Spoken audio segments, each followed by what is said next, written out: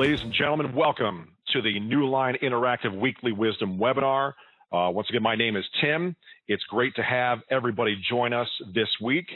The topic of the week is IdeaMax. It's the latest version of our IdeaMax software. It's very exciting. As some of you probably already know, IdeaMax is we refer to it as our whiteboarding software. But really, it's even more comprehensive than that. It's our whiteboarding, annotation, and presentation solution. And it's a piece of software that we do include as a license when folks do purchase our interactive displays. And honestly, one of the things about IdeaMax, particularly as it pertains to the previous version, is, there certainly wasn't anything wrong with the previous version outside of the fact that, and I'll just come right out and say it, it probably just started to become a little obsolete. I mean, what was happening was we were seeing more and more annotation tools become built, or I should say get built natively into individual programs, in fact, even into operating systems themselves. And as that became more and more prolific, the previous version of IdeaMax just became less and less relevant. And one of the things that we've done here is we've added some relevance back into the equation by making not just the process of using the program smoother, not just cleaning up the interface and making it a lot more convenient to use, but also giving it a much more unified structure. To give folks some options to really leverage the technology if they want to. But once again, it's like anything else. We're not going to force any software down anybody's throats, because at Newline, that's not what we do. But I want to make sure that everyone had an opportunity to see what this is and to get an idea of how this new version works. And I'm not going to go through each and every single tool. But I'm going to go through some of the essentials because we do have some videos that we are continuing to post to our YouTube channel. So make sure that you catch our YouTube channel. I'll also remind you again at the end. And we also actually have a very good user's guide. So when you fire up, in fact, I'll just show you, fire up the main menu, which is the three lines right here, go into help, and you can access the PDF user's manual right there. It's actually very good. It's very complete. So it'll tell you what each and every single one of these buttons will do. I won't do that, but I will go through some of the major ones. And we can start right from the start. We can start right here from the main menu. It's actually pretty obvious if you just take a quick look at what the main menu does. It shows you some of your essential controls and customization tools. So you have the ability to generate a new IdeaMax presentation or a new IdeaMax slideshow, whichever way you want to put it. Obviously, you can save from here. You can open existing IdeaMax files. You can import, and here are the supported file formats. I'll open this up so you can see it'll import PowerPoint. It'll import the common file format, otherwise known as the IWB file. This is interesting because the DPS extension, to me, I know the DPS extension from the old DivX player. That's where I know DPS files from is from DivX Media. So this is very interesting. I'm not sure if we're talking DivX Media or this is supposed to be something else, but that's just interesting to me. But anyways, so it supports just a couple of standards, what I refer to as standards. But you can import some files into IdeaMax slide decks. Let me go back to the menu. You can also export as a Microsoft Word doc or Excel. You can do a WPS PowerPoint. That's what the DPS is. Okay, that makes more sense. That actually makes a lot more sense now that I look at it, because I'm looking at it going, DPS? That's an old DivX format, but no, that's way old school. I was thinking way old school, but it's actually, yes, it's WPS PowerPoint. PDF, so yeah, so you can also export into standards as well as import from standards if you want to do that. So let me go ahead and get rid of this. Here's the configuration interface. So what you're looking at right now is the actual, let me get rid of it, the actual default, the default control panel right here. And I'll go through most of these buttons. But you have the ability to bring up the configuration interface and add more individual commands. It will actually add a third layer. And you can have commands that you use most frequently and add that to another layer on the toolbar. Personally, I wouldn't do that myself. Again, not that it's wrong in any way, but because I just think that would become cluttered. But for folks who do want to do that, it's absolutely available for you to configure it that way. And then obviously some basic settings here. No big deal there. Okay, so that's the main control bar right there. That accesses what I refer to as the main control ribbon. And then just kind of going from left to right, top to bottom, we have actually, you know what? Check that. I'm going to go left to right, but I'm going to start from the bottom. Using this toolbar right here. This first button right here, well, this should be pretty obvious what this does. This, of course, is the writing utensil. So when I activate that, I'll give it 2 clicks, and it will actually bring up the pen menu. And here's where I have an opportunity to choose what kind of writing utensil I want. The smooth pen, as you would imagine, is just a basic writing utensil where I can choose the color, I can choose the thickness, go to a 12 there. I'll keep a solid line. Oops, I'll bring that back down, and then I can put digital ink right on the screen. My handwriting is not fabulous, just go with it. Woo! And I'll tell you what, one thing that is very, very noticeable right away, comparing this version to the last version, is the overall writing experience is significantly smoother than the writing experience from the last version, which wasn't bad, by the way. It wasn't bad, but that was the thing I was most, because it was the first thing I did when I first got, and I was using a beta when I first got this. Even the beta, the first thing I did was I went right to the writing utensil, started writing on the screen, and immediately that was evident to me. I'll go back to the writing tool here in a second, but if I go right next door to the eraser, it also gives me some options here. I can choose just a specific eraser with a specific thickness, or if I want, I can just go ahead and do an object clear using this button, or I could do a screen clear, which is the last button here, and bang, I just did it. I just did a screen clear. Let me go back to the writing utensil and show you a couple more of these. This shapes tool is actually kind of fun. Now, it's not perfect. This intelligent pen, it's not perfect yet. But it is interesting. So let me go ahead. I'm going to pick this color is fine.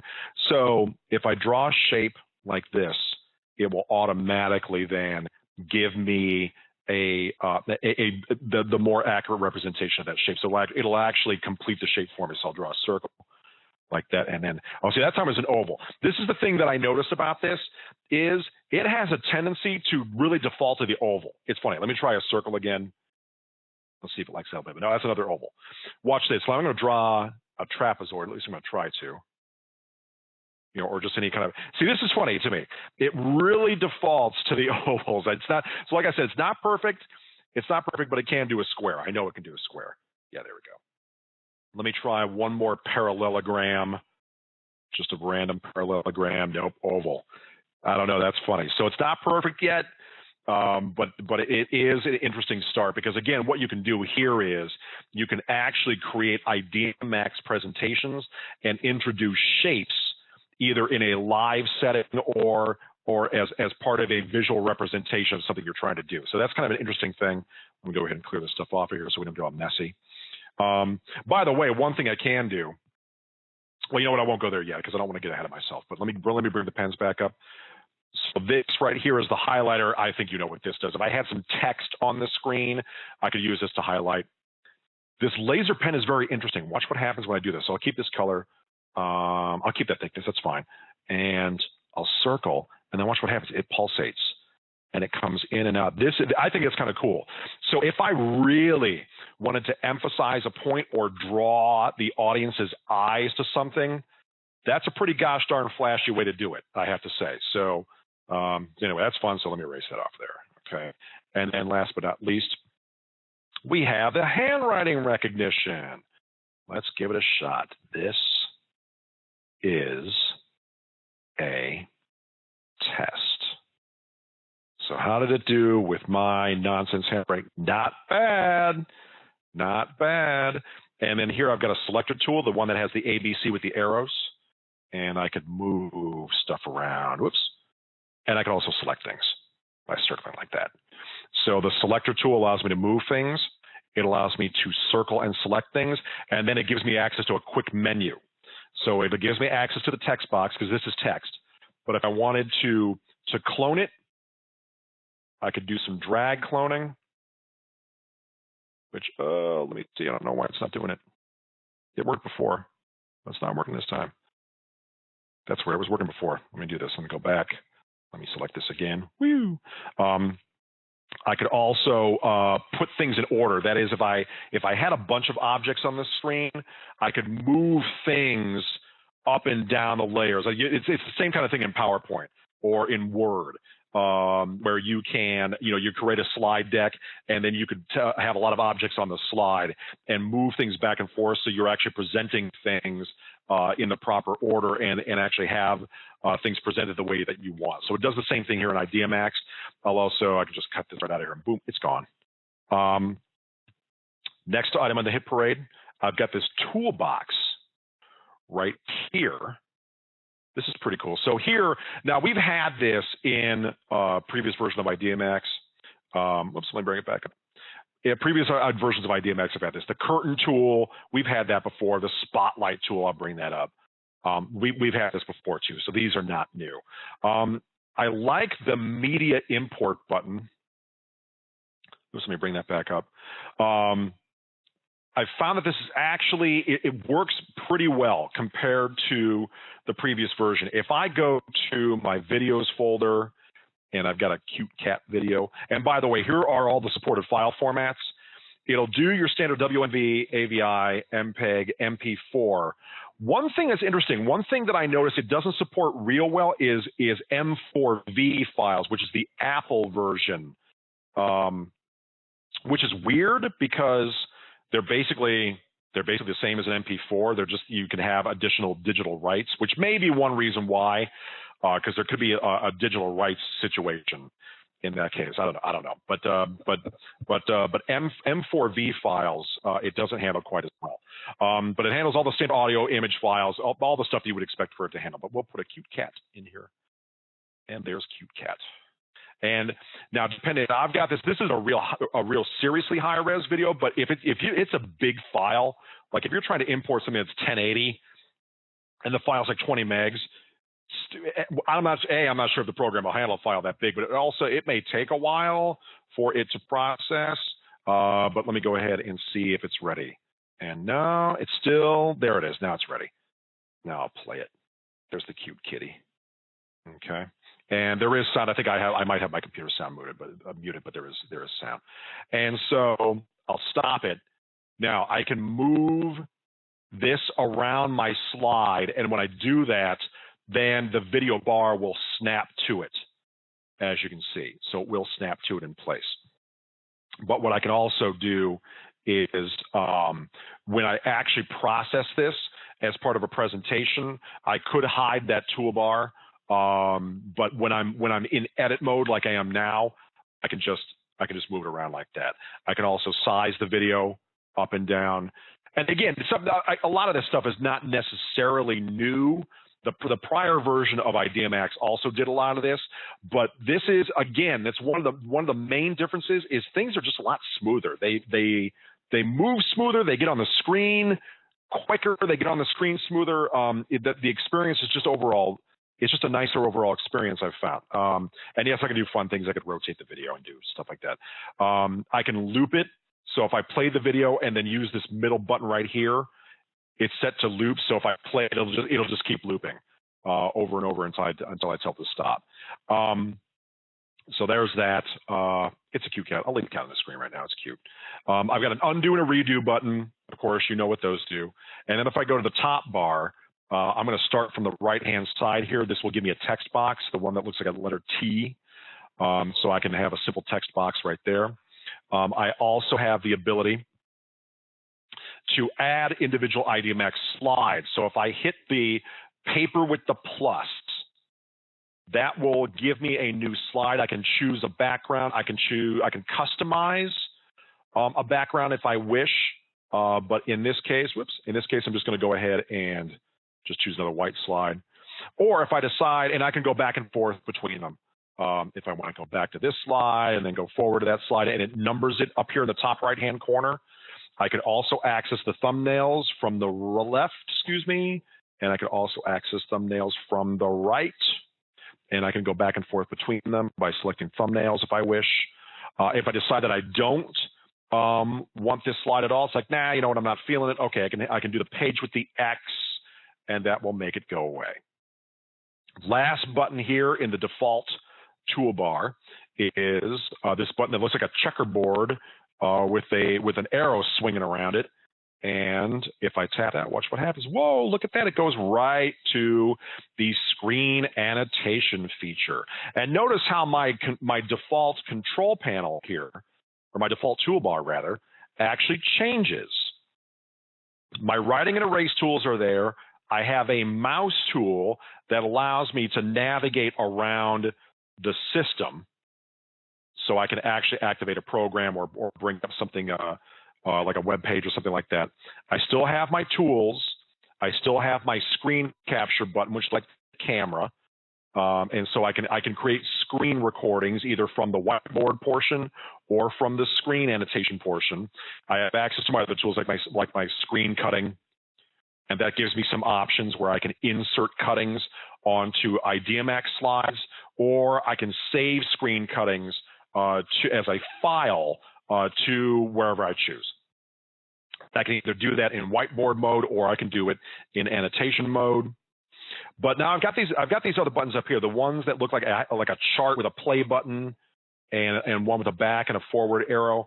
When I bring up a PowerPoint file, what that allows me to do is that allows me to actually play the slideshow from that play button. And when I advance the slide, and let me advance forward one slide, now these buttons become active. And now I can go back and forth. Once I get out of the title slide, I can go back and forth using those arrow buttons there. And another thing I can do is, yes, I can use the pen to annotate. There's my smooth pen. There's my color. So I can annotate over these slides while they're live. And if I advance the slide, see the annotations will stick to the page. I can also make sure of that by using the embed button. The embed button is the one right here in the top right of my toolbar that has a pen with a couple of pages with an S on it. But now here's the thing. Now I know what you're thinking. You're thinking, well, Tim, hold on a second. Doesn't PowerPoint have its own annotation tools? The answer is yes. PowerPoint absolutely has, especially if we're talking PowerPoint 2016, PowerPoint has very good annotation tools. So then that becomes the question, doesn't it?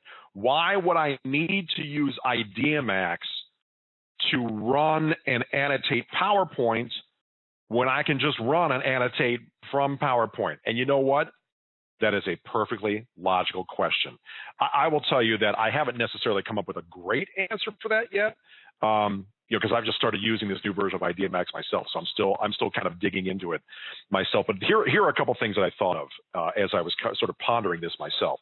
One thing I thought of is if you're using an older version of PowerPoint where the annotation tools are not quite as nice, then that would be one possibility.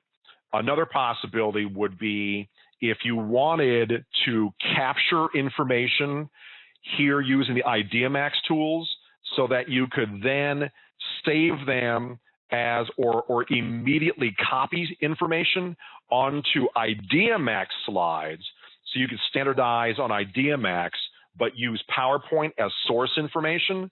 That would be another reason to do it. But I got to here, these reasons are not earth-shattering. They're not. They're just what I happen to come up with off the top of my head as to why I would go this method instead of just using the tools from PowerPoint. Because if I'm using PowerPoint 2016, I'm not going to do it like this. I'm not. The only other thing I could think of is that if I were in a PowerPoint slide deck, I could do some ad hoc importing of media on top of a PowerPoint slide, and that would be, I don't know, that would be kind of fun, I guess. So that would be another possibility, but again, I'm not sure. I mean, beyond that, I'm just not I'm not entirely sure, but those are the only thing. I mean, again, just little things off the top of my head where reasons someone would want to go this way. But the fact that the tool exists is kind of cool. And like I said, I think the big argument would be if I'm using an older version of PowerPoint where the annotation tools just aren't quite as nice. So that would be one argument for doing it this way. But I'll go back to the whiteboard portion. My cat's still there. And so there's Kitty. And so that covers pretty much all the major tools right there. The other thing to keep in mind about IdeaMax is that, again, you can move things around the screen at will using touch. I could also reorient and minimize the toolbar by using that control. There it goes vertical. I can bring it back to horizontal if I want, just by dragging it up and down or side to side. But really, the idea is that what really makes this version different from the previous version of IdeaMax is the overall smoothness of things. Getting things on the screen is just a nicer experience. Now, one other thing too that I noticed right away is, so for those of you who have used the previous version of IdeaMax, one thing you may have noticed is, and I'm going to get Kitty off the screen here, is that if you try to use more, like let me bring an inking tool up here real quick. If you try to use more than a few points of touch, it would crash. The IdeaMax would crash. For those of you who've used that at all, you may have noticed that.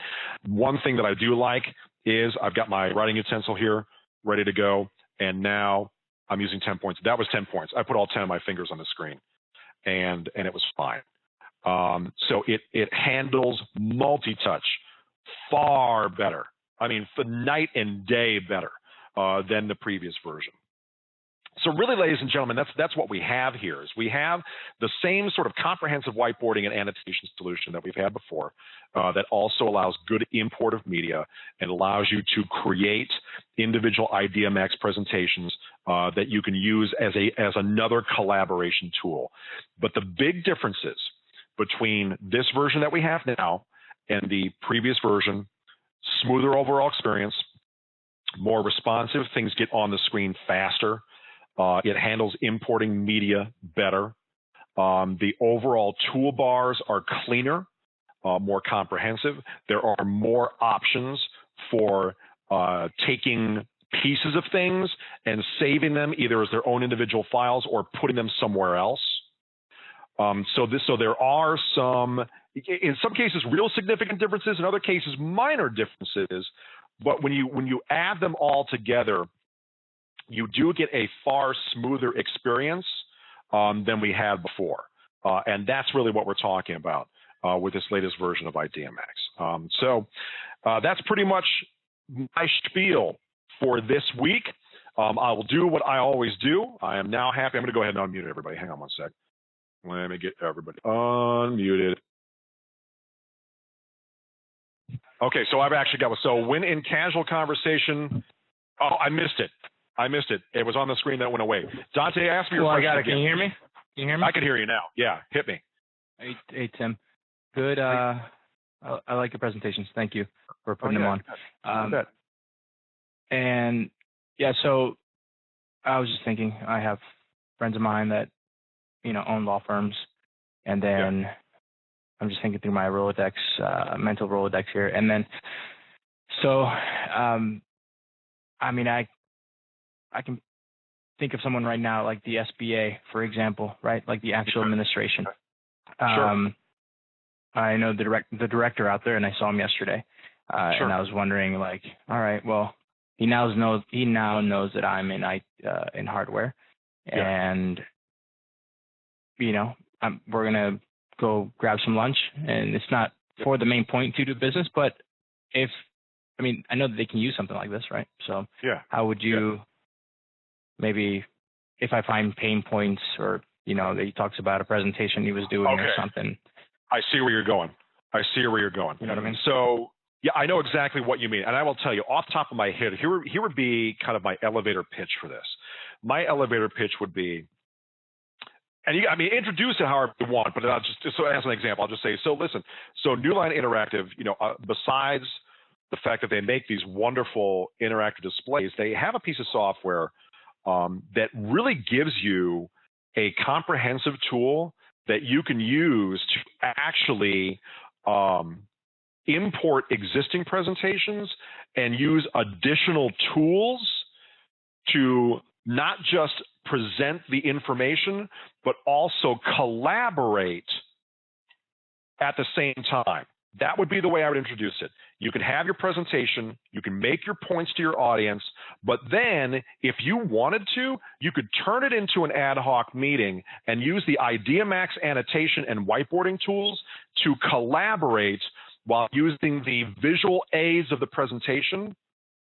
And that is one great argument for getting into IdeaMax in the first place. Is this something that you can use to not just make a presentation happen, but is it also something you can use to bring the collaboration piece into it so that you can actually have a real idea session? You can actually accomplish something with the team and with the audience beyond just lecturing to them about a thing.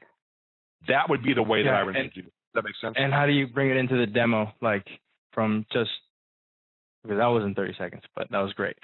No, so how do you bring it into yes, I know. Man, I am not good at 30 seconds, man. You know this about me. You got to give me at least 60 seconds or forget I can't. But no, in all seriousness, the way that I would introduce it in a demo, well, man, but listen, the way I would introduce it in a demo is I would fire it up. I would say, listen, let me ask you a question. I would introduce it as a question. I would say, listen, did you, if I told you that there was a way for you to go beyond PowerPoint and not just have a bunch of slides and throw a bunch of slides at people, but there was a way for you to take that content, make the points you need to make, and then actually brainstorm and collaborate and have a real productive meeting around that thing you just did. Would that be of interest to you if I could show you a way to do that? And then I would bring it up. That would be, just off the top of my head, that would be one way I would do that. So let me see if I got it right. Talking. If there was a way that you can, during a presentation, that you can go beyond PowerPoint, yes, and utilize additional tools to make your presentation more impactful. Well, make your presentation more impactful, but also add that other piece to it. Add that collaboration piece. Because think about it. When we do PowerPoint, what are we typically doing, right? We put our slides up there and we do our slides and we say thank you for coming, and that's it. But what if we could go further? What if we could have, it could be a meeting, it could be audience participation, it could be an ad hoc collaborative session, an ad hoc brainstorming session. Man, call it whatever you want. But that's what I'm talking about, is bringing in that piece where I don't just have to throw slides at you. I can make my point by using the content I have, because I can introduce PowerPoint all day long into this, but then I can take these additional tools and we can collaborate, and then I can save the whole thing in IdeaMax, and I can export that, or I can share it, or whatever, and that way everybody gets access to the information. That's kind of the long.